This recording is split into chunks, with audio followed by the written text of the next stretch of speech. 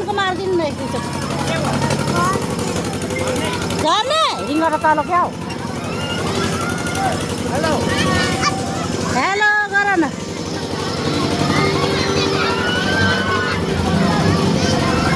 भयो के यसलाई निकालिदिनु ल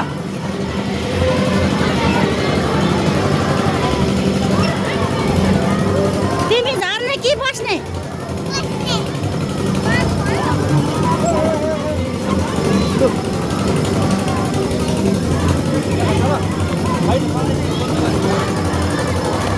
अब